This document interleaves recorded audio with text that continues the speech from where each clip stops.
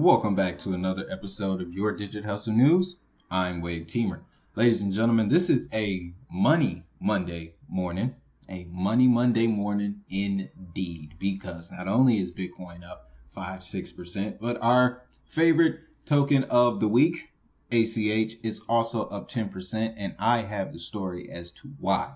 Just like the thumbnail alluded to, Alchemy Pay has now linked up with Visa and MasterCard. But that's not all I got for you in this video, guys, because there are a couple other situations that need to be discussed, including this crypto tax bill situation, okay?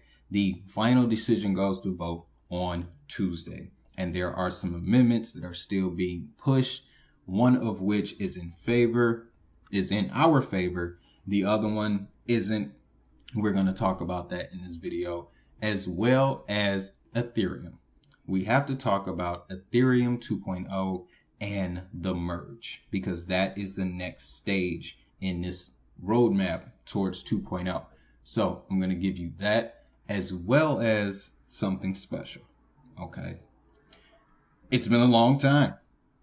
It's been a long time. If you've been with this channel for a while, you'll know this was one of the first stories in crypto that I have ever covered. Okay.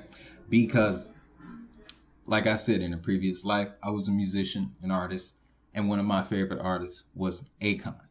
And to see this man go from making songs like Smack That with Eminem to building a city, to lighting a country, then building a city, two of them, using cryptocurrencies, it doesn't get any better than that, okay?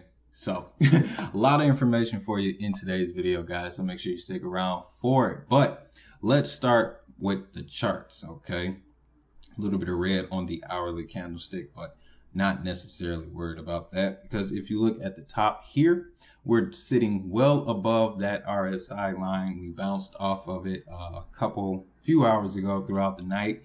But like I said, guys, in the previous chart talk, when we looked at ACH, the 10 cent to 12 cent range was going to be treacherous, okay? With people coming in at, I know I got in at 2 cents. A lot of you guys say you got in sooner.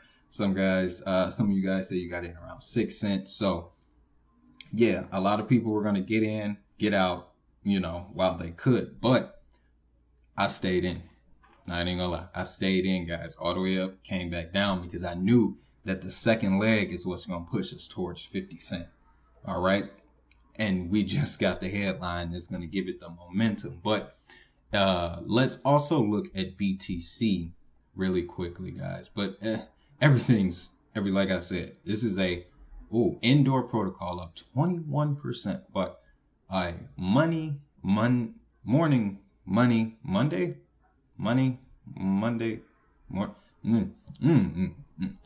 Anyway, let's take a look at BTC. Now, I found something funny this morning. Remember this random arbitrary line that we drew, I want to say about a week ago, week and a half maybe? Yeah, it just so happens that BTC is sitting pretty comfortable around this price, this line here. I don't know, but I made a prediction, and you can see this in my community tab, but my prediction for BTC's price was 72,000 by September 2nd. Okay, I believe I made this prediction in June. Yes, June. Okay, but it'll be in my community tab. Make sure you guys go take a look at that. We be kicking it over there heavily. But yeah, in order for that to happen, Bitcoin would literally have to follow this line. It would have to jump up to this line. We'd have to touch this line within the next week, and then bounce over it, significantly bounce over. Like, we'd have to see an insane August in order for us to touch 72K. But I've seen it happen before. But charts are looking good, guys. Like I said, money to be made this Monday morning. But let's get into the news, okay? Alchemy Pay is launching virtual crypto cards with Visa and MasterCard support. This is mind-blowing. All right, we are three. Binance, then what happened? What came next? Binance, oh yes, the Kobo, and now we have MasterCard and Visa. Somebody's putting some money into Alchemy Pay, guys. So we're gonna ride this sucker to the moon, is all I'm saying. But hybrid crypto fiat platform Alchemy Pay announced Monday that the company will be launching virtual crypto link cards, accepting more than 40 cryptocurrencies such as BTC. The new cards can be linked to Google Pay and PayPal digital wallets and make payments across MasterCard and Visa networks, as well as popular e-commerce platforms like Amazon and eBay. Now, over the weekend, I believe one of you guys mentioned down in the comments that an Amazon partnership was coming. And I looked, I was like, wait, what? But sure enough, wake up this morning, here we are. So shout out to you, brother, for sure. According to the announcement, Alchemy Pay has already completed the product development and launched beta testing in multiple key markets. The firm expects to proceed with a full rollout of the new product at the end of 2021 or early 2022. So, accumulation time. Accumulation time. With a story like this, with news like this, guys, you can tell that it just gave us a roadmap, something to look forward to in Q4, in the last quarter of this year. Okay, so this is super great news. But continuing, the new initiative is launched in response to growing demand for crypto-linked card transactions. Yes, we've all seen that. Crypto.com is dominating that game, but allowing crypto businesses to offer a full range of services as well as to help traditional institutions integrate crypto-related solutions. Alchemy Pay says, as previously reported, Visa alone processes over $1 billion in total crypto spending in the first half of 2021. Now, Alchemy Pay, Visa, MasterCard, oh boy, that's crazy. And we're seeing, as of time of recording, we're up 10%, getting ready to go to that next leg up. The accumulation levels, I can say, are going to be between where we are now, 10 and 14 cent. Once we break above 14 cent, 15 cent, oh boy, 24 was the wick up, okay? So that's where it's going to try to get to next. And with this momentum, 30 cent will be the next stop. But let's get on to some more pressing matters, guys. This crypto tax bill, U.S. infrastructure package, it goes to the final vote. Well, I won't say final because it still has to go to the House, but it goes to its next vote, in which the decision will be finalized and according to this crypto tax bill. That will happen on Tuesday.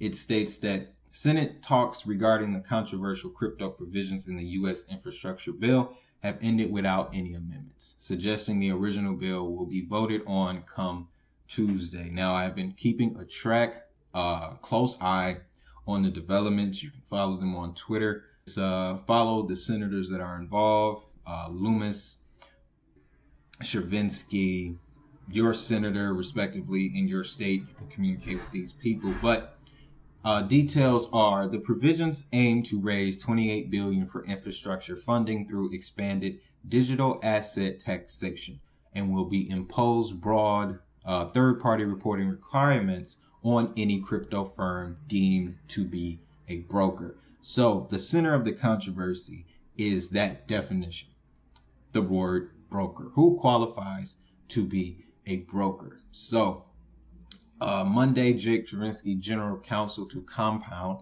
tweeted that the United States Senate had voted 68 in favor to 29 against, ending the debate surrounding the provisions, halting discussion until Tuesday's final vote. However, Chervinsky emphasized that the Senate could still pass an amendment to the bill by unanimous consent before the final vote. So essentially, guys, the Senate is going to stay in session until this gets passed, until tomorrow for the final vote. So that means that sometime today we could see a push towards a change or an amendment that can happen through unanimous decision. Okay, now the Senate talks over the controversial crypto tax provisions to the U.S. infrastructure bill have stalled, with an unamended version of the bill set to be put to vote on Tuesday. Now, The broad language used to define a crypto broker in the provision has sent shockwaves across the industry, with analysts inferring that miners, stakers, and other network validators and software developers could be subjected to third-party tax reporting requirements despite failing to possess personal information on their counterparties. So essentially that means that they're going after hosting staking pools because validity, if you will, of that its entity, because it becomes an entity. Okay, when you're moving that much money around and it's coming from a central place, you're an entity. So they're looking to track each entity, and this whole debate is basically trying to clarify who needs to be taxed and who doesn't. Okay, simply put, what types of projects are going to be taxed based on what classification and which ones aren't. Now, it goes on to state that the crypto sector has thrown support behind an amendment proposed by Senators Pat Toomey, Rob Wyndon, and Cynthia Lummis. Those on Twitter you should follow if you want to stay closely, keep a close eye on this. They say that would limit the definitional scope of crypto brokers to exempt miners, validators, and software developers from the provision. However, the majority of lawmakers are backing a competing amendment from Rob Portman, Mark Warner, and Kristen Sinema that would only exempt miners, proof of stake validators, and wallet providers from the bill. So what Wyndon and Lummis are proposing is they're leaving miners, validators, staking validators, and software developers out of the mix. Okay, so Congress is trying to charge the creators of these platforms and the miners of cryptocurrency with taxes. Okay, they're trying to tax those individuals. The fight is to protect them, the miners and the validators. Okay, the opposition stating that it would only exempt miners, proof of stake validators, and wallet providers. That would cover your Bitcoin miners, the few Ethereum miners left, the projects that require mining to stay afloat, okay, proof of stake projects, and then exchange tokens. That's how you can explain that. Now, it's causing so much stir. Guys, we know why. It's the game they play. They pit one and one against each other all the time. However, my personal belief is that it's a necessary evil that has to occur. It's a necessary evil that has to occur because there's no need for 11,162 as of this morning cryptos, assets. There's no need because not all 11,000 do anything. Okay, so despite how you may feel about censorship, government control, this, that, and the third, unless anybody is willing to step up to the platform with $1 billion plus and do something about it, there's no change that's going to happen. A necessary evil that has to occur, because what I see happening afterwards, once the regulation comes in and the projects that aren't necessarily, registered get moved out of the way, what's remaining, all of the money is going to go to what's remaining. And then a lot of people are also saying that, and I'm sorry, I just got a rant, but a lot of people are also saying that this is going to remove the United States from the equation. How? Ripple, based in San Francisco, Solana coming out of San Francisco, Binance US in Boston. But there are a lot of projects that are still going to be thriving, that are proof of stake, that are mined, that are, exchanges that would be classified as securities, that would be protected after this bill. So a lot of the reaction that you're going to see online is based off of fear, uncertainty, and doubt. Okay, but I have been watching the whole scenario unfold over the past weekend. Okay, and that's just my personal opinion. It's not something that we should be entirely afraid of, but it's something that we should keep an eye on, guys. Okay, because like I said, if they're trimming, natural process is that, okay, people are going to get these alerts. They're going to start coming out of projects and going into other ones. It's the natural process, guys. It happens every time BTC does a run up. If BTC breaks out to 55K over the next week, we're going to see alts go crazy because the money trickles down. Okay? But that's enough of my rant, guys. That's just how I personally feel, because there's a lot of things being said. There's a whole lot being said. But gonna go over to the next story, guys, because we have to talk about Ethereum. What's next for Ethereum? Okay, because there's an important timeline to look out for. What we're gonna talk about is the merge. Okay, because the merge is the next step towards Ethereum 2.0. Now, it states that it's important to remember initially the beacon chain shipped separately from mainnet. The chain we use today, the Ethereum mainnet, continues to be secured by proof of work, while the beacon chain runs in parallel using proof of stake. The merge is when these two systems finally come together.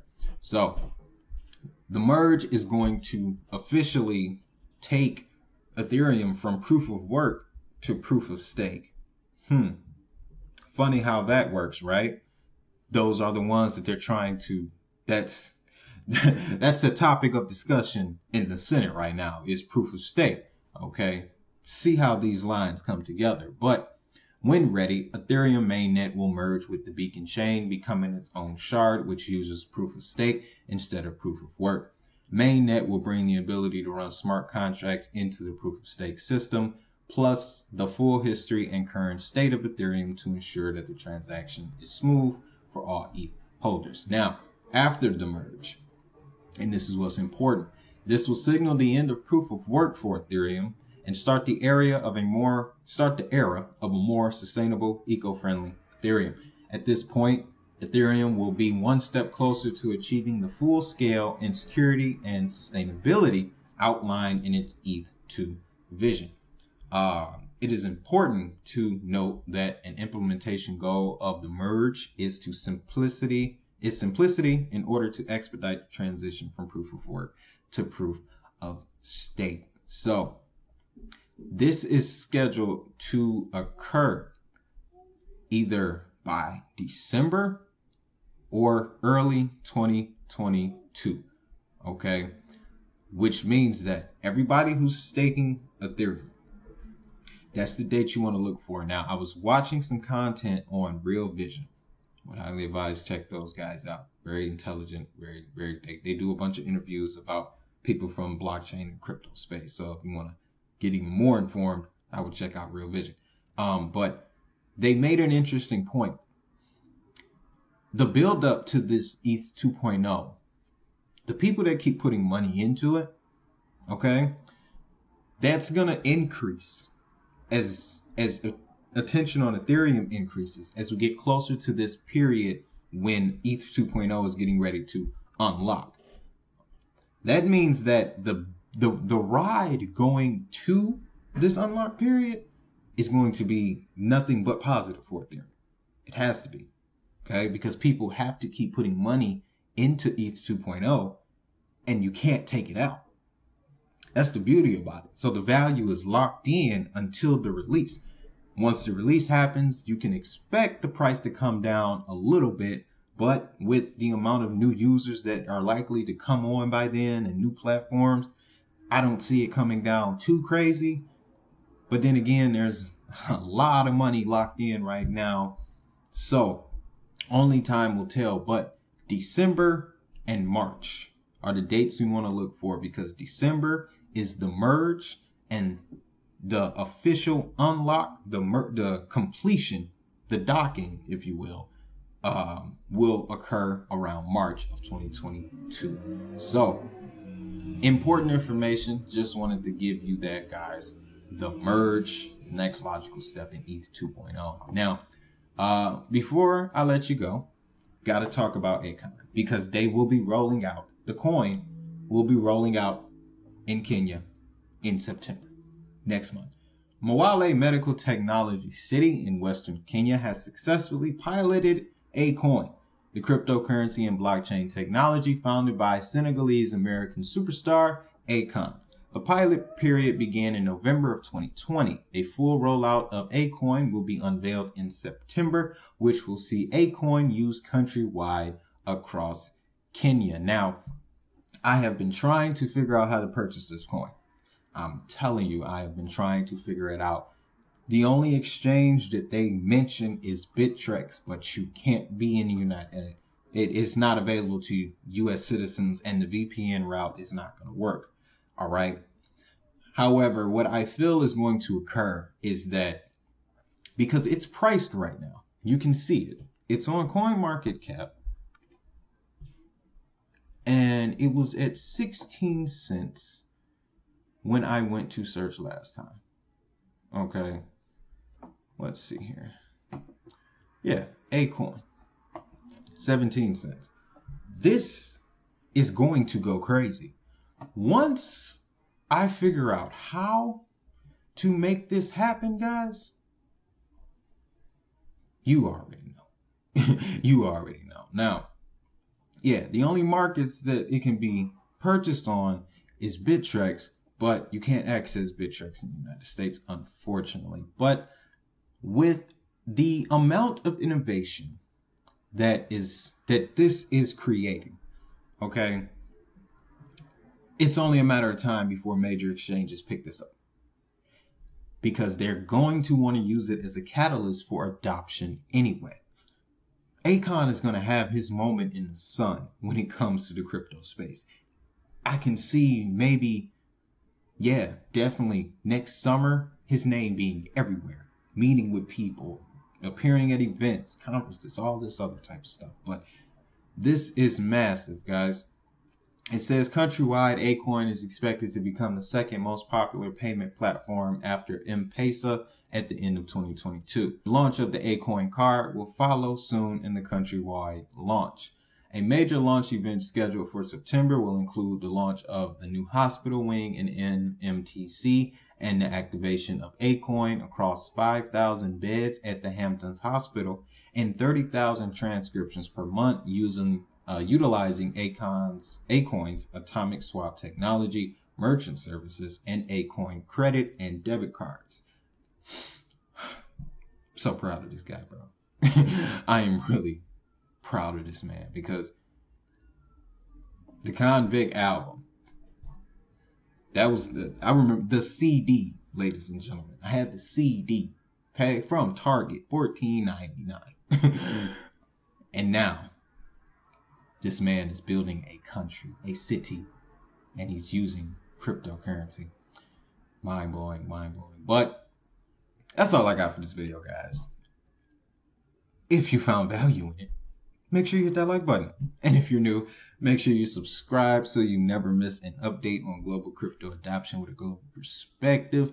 If you want to reach me personally, you can always send me an email at digitalnews@gmail.com. You can get in touch with me through the website, digitalnews.io, or tile section is always open. We like to chill in there. But with all that being said, guys, I want you to have a great day. Have a prosperous day. Most importantly, make that money.